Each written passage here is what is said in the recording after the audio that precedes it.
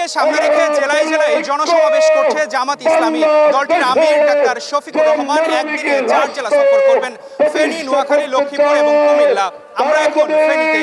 দলটির প্রথম জনসমাবেশ স্থল আজকের দিনে এটি, এবং এরপর রয়েছে নোয়াখালীতে। এই যে সফরে দলের বার্তা এবং মানুষের প্রত্যাশায় তুলে ধরবো আমরা। সকাল থেকেই জেলার বিভিন্ন প্রান্ত থেকে মিছিলের পর মিছিল এসে মিলছে ফেনী পাইলট উচ্চ বিদ্যালয় মাঠে জামাতের সমাবেশ স্থলে। দলীয় পতাকা, ব্যানার আর স্লোগানে মুখর হয়ে উঠে চারপাশ। ছিল মানুষের নানা প্রত্যাশা আর মঞ্চে নেতাদের রাজনৈতিক অঙ্গীকার। 17 বছর আমরা কোনো কথা বলতে পারি নাই। যাদের রক্তের বিনিময়ে জুলাই আন্দোলনে যারা রক্ত দিয়েছে তাদের পক্ষে হ্যাঁ ভোট দেওয়ার জন্য এবং কি দাড়ি বলার পক্ষে ভোট দেওয়ার জন্য আমরা এখানে এসেছি। তরুণ সমাজ জামাতকে পছন্দ করার একটাই কারণ, তা হচ্ছে আমরা মাদক থেকে, বিশৃঙ্খলা থেকে, দুর্নীতি থেকে, সন্ত্রাস থেকে আমরা নিজেদেরকে দূরে রাখার জন্য বাংলাদেশ ইসলামী ছাত্র শিবির এবং বাংলাদেশ জামাত ইসলামকে বেছে নিয়েছি। আমাদের তরুণদের সকলের উচিত বাংলাদেশ ইসলামী ছাত্র শিবিরের ছায়াতলে এসে নিজেকে যোগ্য হিসেবে, দেশের জন্য যোগ্য নাগরিক হিসেবে নিজেকে গড়ে তোলা। আগামী 12 তারিখে সিলের মাধ্যমে, ব্যালট যুদ্ধের মাধ্যমে এই বাংলাদেশ মুসলমানের দেশ, যাতে সংসদ কোরআনের সংসদ হয়, দেশ চলের মোহাম্মদ সাল্লাল্লাহু আলাইহি ওয়াসাল্লামের সুন্নাহ অনুযায়ী, এই প্রত্যাশা নিয়ে এই ফেনী পাইলট স্কুলে 8টা বাজে হাজির হয়েছি। ফেনীতে সর্বপ্রথম মা বোনেদের এবং জনগণের মানুষের নিরাপত্তার প্রয়োজন, কর্মসংস্থানের দরকার। ফেনীর শক্তি প্রদর্শনের পর জনস্রোত গড়ায় নোয়াখালীর দিকে। সেখানে আলোচনায় উঠে আসে ভিন্ন এক দাবি। ফেনীর জনসভা শেষে আমরা এখন নোয়াখালীতে। এখানেও দেখা যাচ্ছে জনসমাবেশ ঘিরে ব্যাপক প্রস্তুতি।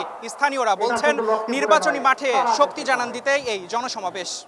নোয়াখালীর জনসভায় রাজনৈতিক বক্তব্যের পাশাপাশি আলোচনায় উঠে এসেছে আঞ্চলিক উন্নয়নের প্রসঙ্গ। অনেকেই বলছেন প্রশাসনিক সুবিধা বাড়াতে দীর্ঘদিন ধরেই এই অঞ্চলকে আলাদা বিভাগ করার দাবি রয়েছে। উপস্থিত কয়েকজনের ভাষায় উন্নয়ন ও প্রশাসনিক গুরুত্ব দুটোই রয়েছে তাদের প্রত্যাশার তালিকায়। নোয়াখালী মানুষের একটাই প্রাণের দাবি হচ্ছে নোয়াখালী বিভাগ চাই, নোয়াখালী সিটি কর্পোরেশন চাই, আর হচ্ছে সুবর্ণচর পৌরসভা চাই। এটাই হচ্ছে নোয়াখালী মানুষের প্রাণের দাবি। জামাত ক্ষমতা আসলে আমরা বিশ্বাস করি যে আমির জামাত যে ঘোষণা দিয়েছে নোয়াখালী পূর্ণাঙ্গ সিটি কর্পোরেশন হবে, এমনকি যে বিভাগের নোয়াখালী জনমানুষের যে গণদাবি আছে বিভাগ বাস্তবায়ন হবে ইনশাআল্লাহ। নোয়াখালীর আঞ্চলিক দাবির পর লক্ষ্মীপুরের জনসমাগমে শোনা গেছে জীবনের আরও কিছু কথা। ফেনী নোয়াখালীর পর আমরা এখন লক্ষ্মীপুর জেলায়। বিকেলের এই সমাবেশকে ঘিরে উৎসব মুখর পরিবেশ তৈরি হয়েছে। স্থানীয়রা বলছেন অনেক দিন পর জামাতের এত বড় সমাবেশ দেখলো এলাকা। ফেনীতে ছিল শক্তির প্রদর্শন, নোয়াখালীতে ছিল আঞ্চলিক প্রত্যাশা, আর লক্ষ্মীপুরে জনসমাগমের ভেতর বেশি শোনা যাচ্ছে মানুষের দৈনন্দিন জীবনের হিসেব নিকেশ। কেউ বলছেন দ্রব্যমূল্য, কেউ কাজের সুযোগ, আবার কেউ নিরাপত্তা।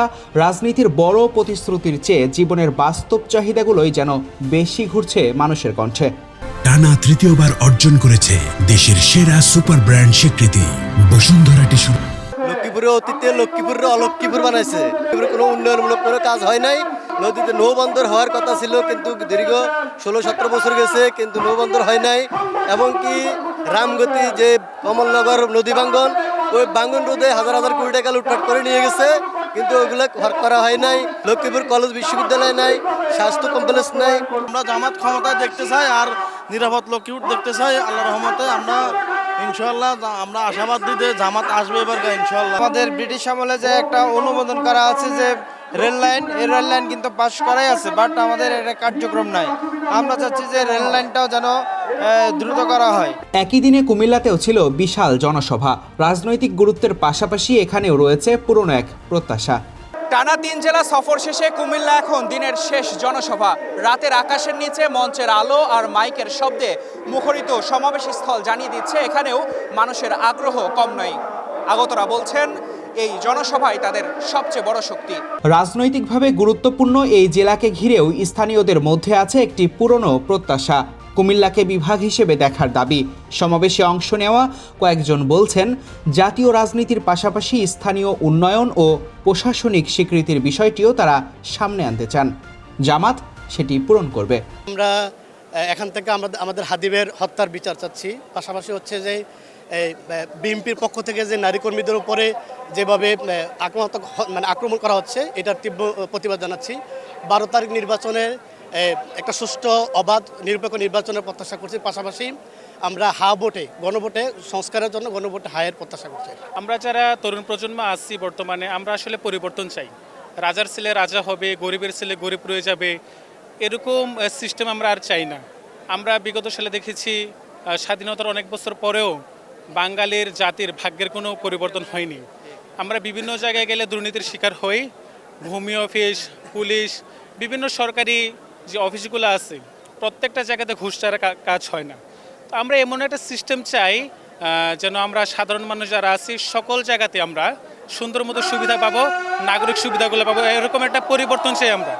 দিনভর 4 জেলার জনসভায় মানুষের উপস্থিতি ও নানা প্রত্যাশার চিত্র উঠে আসার পর বক্তব্যে সেসব ইস্যুকেই প্রাধান্য দেন বাংলাদেশ জামাত ইসলামীর আমির ডাক্তার শফিকুর রহমান। তিনি বলেন, জনগণের ভোটে দায়িত্ব পেলে দ্রব্যমূল্য নিয়ন্ত্রণ, কর্মসংস্থান বৃদ্ধি, দুর্নীতি ও চাঁদাবাজদের বিরুদ্ধে কঠোর অবস্থান এবং সুশাসন প্রতিষ্ঠাই হবে তাদের সরকারের অঙ্গীকার। নোয়াখালী বিভাগ চাই, মাশাআল্লাহ, ভেরি ওয়ার্ম রেসপন্স। নোয়াখালীতে সিটি কর্পোরেশন চাই। এই জেলার অনেকগুলো ন্যায্য দাবি আছে, আমি সেই দাবিগুলো এখানে পেয়েছি। এরকম 6টা দাবির কথা আমার সামনে উত্থাপন করা হয়েছে। নোয়াখালী বিভাগ চাই, মাশাআল্লাহ, ভেরি ওয়ার্ম রেসপন্স। নোয়াখালীতে সিটি কর্পোরেশন চাই।